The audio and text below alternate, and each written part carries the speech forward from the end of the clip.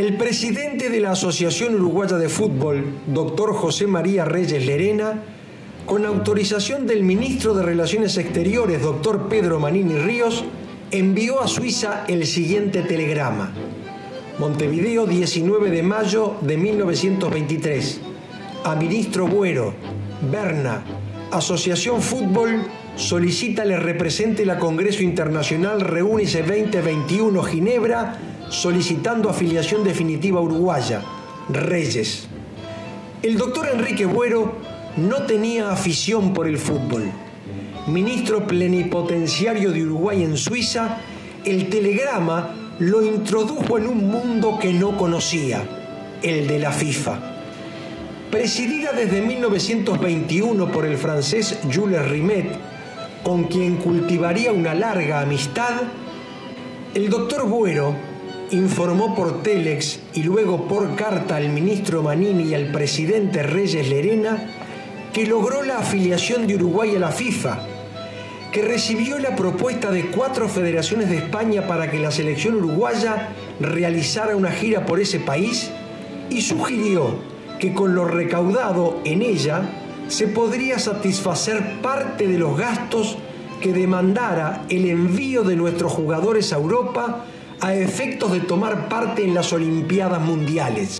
No trepido en afirmar a vuestra excelencia que una victoria del equipo uruguayo en las Olimpiadas de 1924 tendría una gran repercusión en el mundo esportivo al que hoy en día están vinculados todos los políticos y hombres dirigentes de estas viejas sociedades. Entre el 28 de octubre y el 2 de diciembre de 1923 se disputó la Copa América en el Parque Central de Montevideo. El presidente de la asociación, doctor Atilio Narancio, lideró la tarea de la comisión de selección para armar un nuevo equipo, al no poder contar con los prestigiosos jugadores de los clubes de la federación. En torno a 2 atacantes ya consagrados, el veterano Ángel Romano de 30 años y el joven Héctor Escarone de 24, aparecieron figuras que construirían la base de un equipo que asombraría al mundo. Pedro Petrone, de 19 años, un cañonero impresionante. El Vasco Sea, estratega y concertador de juego, y ambos con 21 años. Andrés Masali, atleta completo, con un dedo menos en su mano izquierda, y José Leandro Andrade, quien sobresalía por su calidad excelsa y la piel morena. Otro muchacho de 22 años, de mirada fiera, irresistible autoridad natural, potente y dúctil a la vez, jugaba de fullback o de centreforward. Era José Nasasi. Señores, mis compañeros de Tres Cruzadas me han honrado una vez más para que agradezca en su nombre esta magnífica fiesta. La conquista de la Copa América abrió una impresionante serie de 17 partidos, todos ganados. A las 3 victorias al hilo frente a Paraguay, Brasil y Argentina, se agregaron los 9 triunfos logrados en España ante selecciones regionales de Vigo, Bilbao, San Sebastián, La Coruña y Madrid. El 10 de abril de 1924, cuando los celestes debutaron venciendo 3-0 al Celta de Vigo, reforzados con jugadores de Pontevedra y La Coruña, Uruguay se convirtió en el primer país de Latinoamérica en jugar al fútbol en Europa. El doctor Buero, señalado con el número 1 en la fotografía, esperó en París a la delegación encabezada por Casto Martínez Laguarda, número 2, y Asdrúbal Casas, el 3. Los delegados participaron en el Congreso de la FIFA presidido por Rimet, número 4, y los jugadores asombraron al mundo en la cancha de Colombes. 7-0 a Yugoslavia, 3-0 a Estados Unidos, 5-1 a Francia, el dueño de casa, el candidato a ganar el título, 2-1 a Holanda y 3-0 a Suiza en la final. Uruguay campeón del mundo. Después de ver subir la bandera a lo más alto del mástil, la delegación completa agradeció los aplausos de la multitud. Había nacido la vuelta olímpica. La Copa América de 1926 se disputó en Chile. Con la base de Colombes, el seleccionador único, Héctor R. Gómez, sumó la fortaleza de Héctor el Banco Castro con 22 años, Lorenzo el Gallego Fernández con 26 y el veterano René Borjas, orillando la treintena. El título de campeón invicto con 17 goles a favor en 4 partidos y solo 2 en contra, inspiraron al isabelino Omar Odriozola. Construyó las Dianas de Ñuñoa en alusión a la comuna de Santiago donde se disputaron los partidos. Pepino y los Patos Cabreros la cantaron en los carnavales de 1927. El pueblo la popularizó con sus 2 primeros versos, uruguayos campeones de América y del mundo. Con esa misma base del equipo que acumulaba un lustro de éxitos, en 1928, al llegar la cita mundialista en Ámsterdam, en el marco de la 9ª Olimpiada, la realidad de aquel tiempo quedó marcada a fuego. En el Río de la Plata se acunaba el mejor fútbol del mundo. Uruguay retuvo el campeonato mundial después de 2 partidos finales ante Argentina. El doctor Buero, Félix Poleri, José Ucera Bermúdez y Arturo Mació, estos 3 últimos también encargados de formar el equipo, representaron a Uruguay en el Congreso. 2 decisiones adquirieron destaque. El doctor Enrique Buero fue designado vicepresidente de la FIFA, el primer ciudadano no europeo en acceder a ese cargo. La segunda determinó que en 1930 la FIFA organizaría el torneo al margen de los Juegos Olímpicos, disputándose en el mismo la Copa del Mundo. José Ucera Bermúdez, junto con Roberto Espil, el 18 de febrero de 1929, presentaron en la reunión del Club Nacional de Fútbol un proyecto pugnando porque sea Montevideo la sede del Campeonato Mundial de 1930. En 6 hojas mecanografiadas, los autores señalaron que el torneo se realizaría en ocasión de celebrarse el primer centenario del Uruguay y como distinción a los 2 veces campeones mundiales. Ucera Bermúdez, quien fallecerá muy joven, ansioso y ejecutivo, envió el 5 de marzo una carta adjuntando el proyecto al doctor Buero, radicado en Bruselas. 22 días después del viaje en barco llegó a su poder. La leyó y respondió. A su vez, el 20 de abril de 1929, Buero remitió un correo postal al doctor Jude, presidente de la asociación, expresando que el amigo Ucera me impuso del proyecto de elegir a Montevideo como sede del campeonato mundial.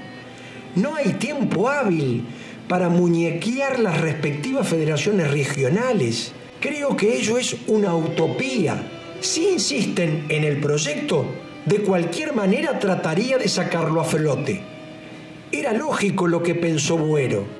El Congreso se reunía un mes después, el 18 de mayo, con España e Italia pugnando por conquistar la sede. La Confederación Sudamericana resolvió enviar al Congreso de Barcelona a los delegados de 6 países afiliados para votar a favor de la candidatura de Uruguay. La asociación dispuso el viaje como delegado de Héctor R. Gómez para sumar sus esfuerzos. El 15 de mayo, el Poder Legislativo votó los fondos necesarios. En el Congreso de la FIFA reunido el 17 y 18 de mayo de 1929, resultó decisiva la exposición del doctor Adrián Béccar Varela, delegado de Argentina. Entregó su vida por la causa, ya que contrajo una enfermedad, muriendo en Madrid semanas después. No retornó a Buenos Aires. La actitud del delegado argentino, escribió el doctor Buero informando por carta del 24 de mayo al ministro de Relaciones Exteriores, aun cuando no se expresaba sino que en español, traduciéndole yo su discurso, fue bien simpática, pues nos solicitó el honor de apoyar el pedido de la Asociación Uruguaya. La decisión final fue hecha por unanimidad y por aclamación. Mientras esto ocurría en Barcelona, cosas anecdóticas de aquel tiempo, Rampla Junior, campeón uruguayo de 1927, vencía en Ámsterdam al Ajax 2-1, continuando una gira que arrancó en España y se prolongó invicta por Francia y Alemania. Obtenida la sede, el país tituló "Ahora el Stadium" y agregó "Ahora, pronto, rápidamente, patrióticamente, a construir el Stadium que merece el campeonato y necesita el país". El 23 de mayo se firmó el convenio. El Consejo de Administración Departamental cedió los terrenos municipales por 40 años a la asociación y ésta se encargó de construir el Stadium debiendo invertir no menos de 500.000 pesos. Designó al arquitecto Juan Antonio Escaso, director de Paseos Públicos, como responsable de la obra. El 21 de julio de 1929 se colocó la piedra fundamental. A comienzos de octubre de 1929, mientras se trabajaba a gran ritmo todo el día en 3 turnos en la obra y en los escritorios funcionaba el comité ejecutivo del Mundial comandado por el doctor Raúl Yude, presidente de la AUF, un deportista uruguayo que retornó de Europa donde vivió muchos años, anunció al país que no extrañaría que Europa no interviniese en el Mundial. La incredulidad que generó la noticia sumó días después otra duda. Parece que Alemania no participará del Campeonato del Mundo. Y el 17 de octubre, una noticia opinó el país al confirmar el adelanto. 3 días después, otro impacto. El fútbol español estará ausente del torneo mundial. Lo justifican después del desaire de haberles arrebatado la sede a España. Rimet declaró que se consideraría fracasado en la presidencia de la FIFA si no obtuviese una nutrida representación de Europa en el Mundial. Inglaterra dice que no está dispuesto a hacer filantropía y pone condiciones: el 50% de las entradas brutas. Hungría, Checoslovaquia e Italia anuncian que no viajarán a Montevideo. El 9 de noviembre se reunió la FIFA en Génova con la asistencia del doctor Buero, quien reclamó la adhesión de Italia, Bélgica, Francia, Alemania, Hungría y Suiza al Campeonato Mundial. Y la respuesta fue satisfactoria. Pero el 17 de noviembre el país explotó otra bomba. Francia no vendrá al Campeonato del Mundo. ¿Y Rimet?, se preguntó el matutino. Rimet era el presidente de la Federación Francesa de Fútbol, cuyos clubes afiliados resolvieron no viajar. Al abrirse en 1930, Francia, España, Suecia, Noruega y Bélgica confirmaban su ausencia. También Inglaterra y Alemania, sumándose Polonia y Suiza. En cambio, Tahití quiere venir. La Confederación Sudamericana envió una carta a los países europeos amenazando con un boicot al Mundial de 1934. El país anunció que las obras del Estadio Centenario van muy lentas. Nadie puede pensar que allí se realice el Campeonato del Mundo. Negociaciones internacionales es el título del muy particular libro que escribió el vicepresidente de la FIFA, doctor Enrique Buero, reproduciendo textualmente, sin comentarios, los telegramas y las cartas que documentan las gestiones que llevó a cabo en nombre del gobierno uruguayo y de la Asociación Uruguaya de Fútbol en Europa. El 8 de marzo de 1930, al llegar a Trieste, donde se reunían las federaciones de Europa Central e Italia, los diarios de este país anunciaban que Uruguay desistió de organizar el Campeonato del Mundo, sustituyéndolo por uno panamericano. Buero desmintió la noticia. En el encuentro con Italia se analizó postergar el Mundial 2 o 3 meses. Reunido en París el 10 de marzo con un Rimet desolado, el presidente de la FIFA le propuso al doctor Buero que Italia organizara una Copa Europea, cuyos 2 primeros clasificados se encuentren con los 2 finalistas americanos en Montevideo disputándose el título mundial. La Asociación Uruguaya comunicó a Buero que el planteo de Rimet es inaceptable. Seguro de su ausencia y de la de Francia al Campeonato Mundial, Rimet entregó a Buero la Copa del Mundo, obra de Abel Lefleur, para que su hijo, que viajaba a nuestra capital en la brevedad, trajera la misma. Le mostré de la Copa. Sí, esto debe haber sido en el mes de abril o mayo del 30, que yo vengo de Europa y traigo la copa.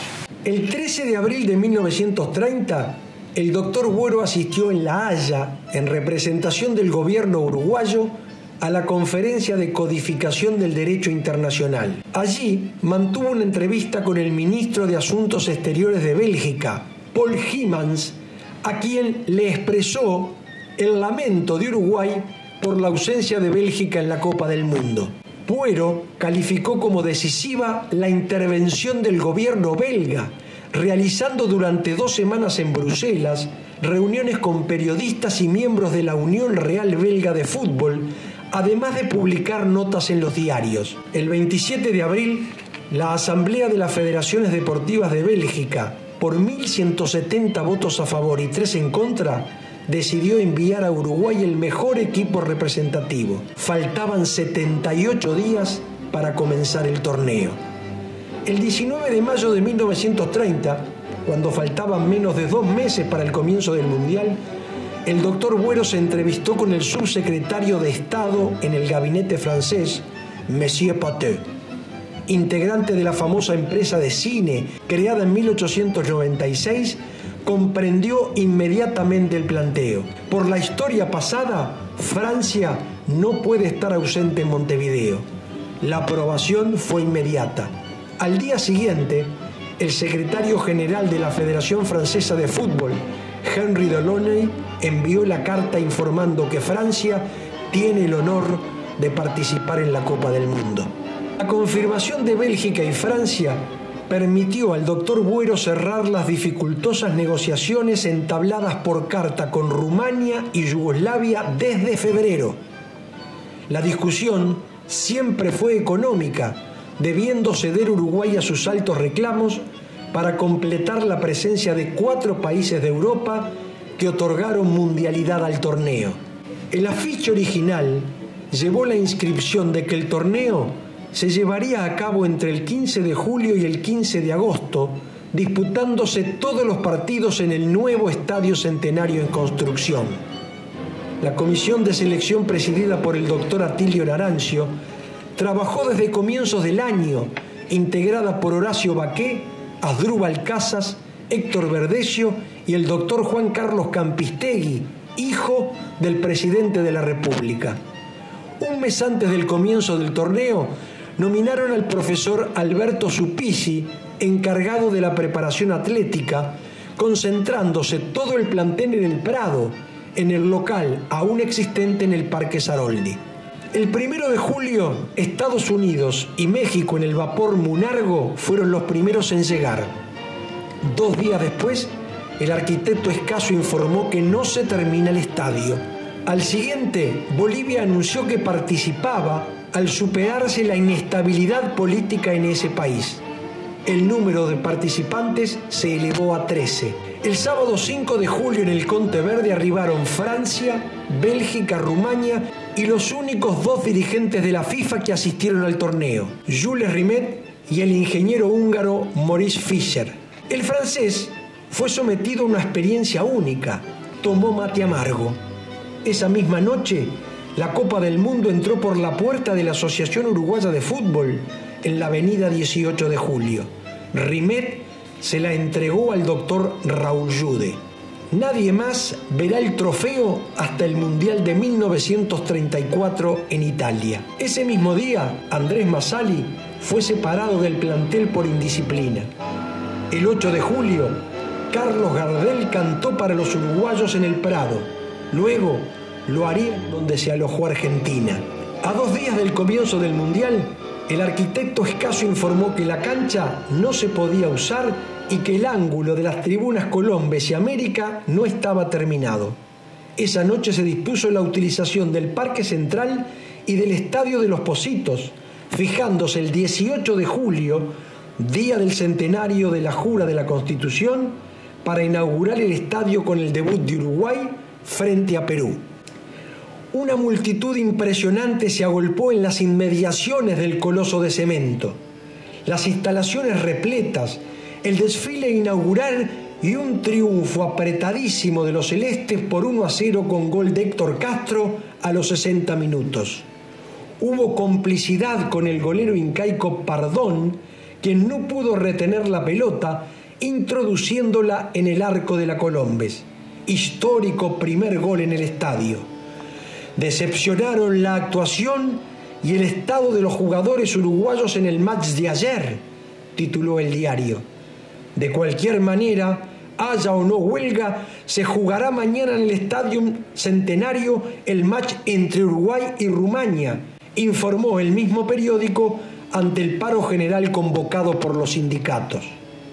Otra multitud concurrió el 21 de julio. La comisión de selección realizó 4 cambios.